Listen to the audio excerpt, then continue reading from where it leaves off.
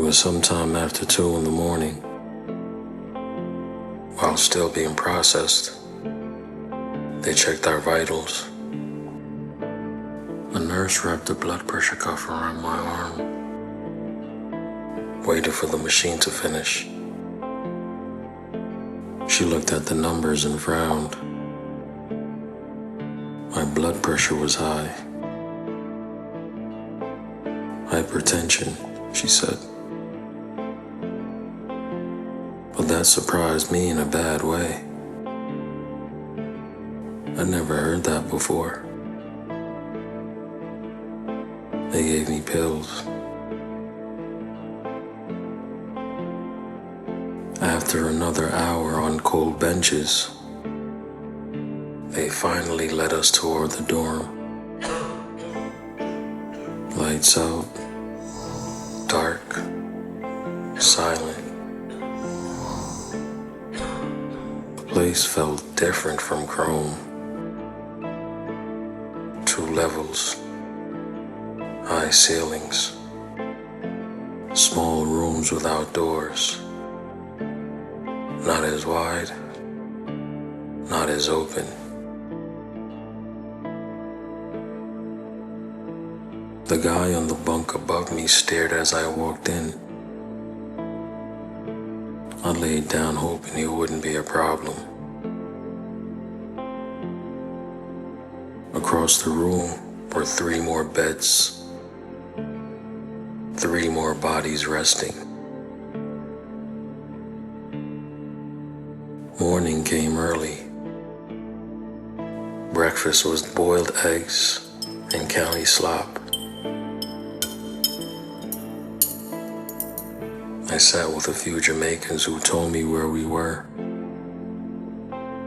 Glades,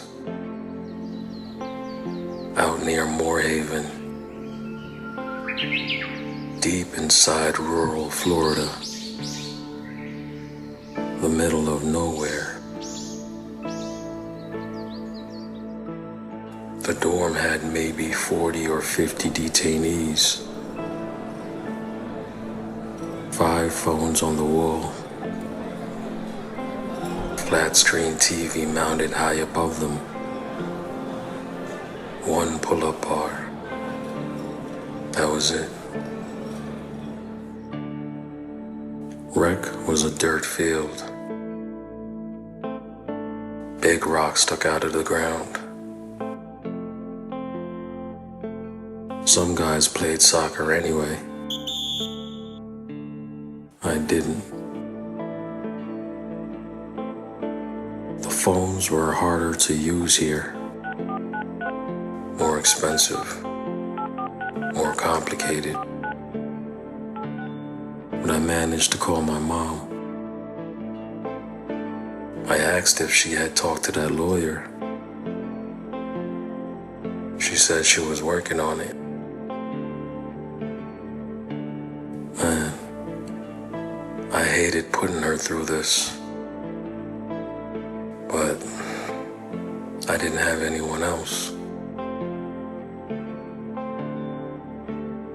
The more the days passed, the more strange stories I heard. 2 guys from Hungary were in the dorm.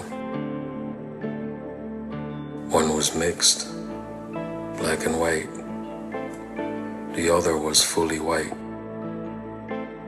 They hated each other because of their skin color, which made no sense, because both were facing deportation. I later found out the guy on the bunk above me was supposedly an American citizen. That confused me. Why would a citizen be in an ICE dorm? Later, I learned he was a local meth addict. Big, muscular, unpredictable. Nobody messed with him. Some guys said he worked for the guards, a spy. Others said he really wasn't a citizen at all. Nobody really knew, so everyone stayed out of his way. One guy told me about a Dominican who had done 10 years in prison and 4 more in ICE.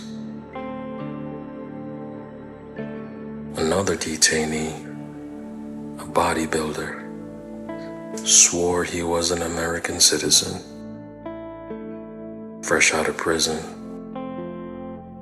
He said the government had made a mistake. Nobody believed them.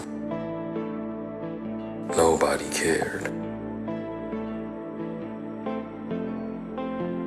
After about a week, I finally got some good news.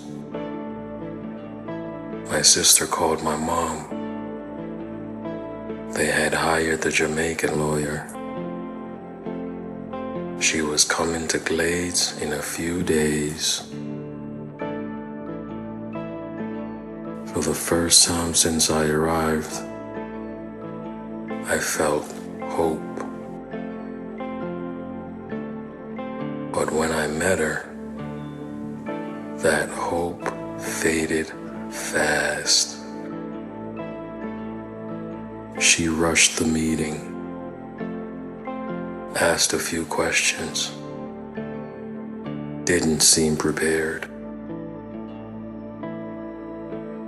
She said she would be at my court date, but she wasn't sure what argument she would make. Man, I left that meeting feeling like a burden, like my case was just another file on her desk. A young Haitian kid from my room felt the same way. She was also his lawyer. He was relying on her not to be sent back to a war zone he barely remembered. Court day came. Another miserable bus ride back to Chrome. More shackles, more holding cells, more waiting. Everyone who went before me came back with the same news. No bond. Court again. Months later. See, people were exhausted, tired of the cuffs, tired of the food, tired of waiting. When it was my turn, my lawyer barely looked at me.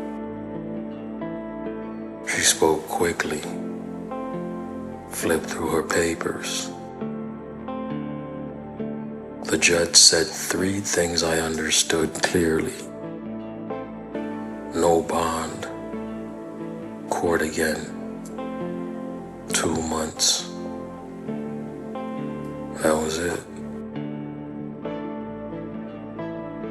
Back in the holding cell, I waited for my lawyer to come talk to me. She never did. The Haitian kid and I looked at each other and nodded. We both understood.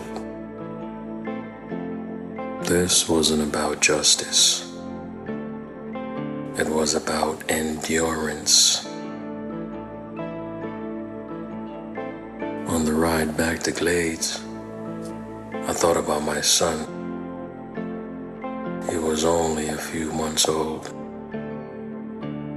I couldn't give up, even if the system wanted me to.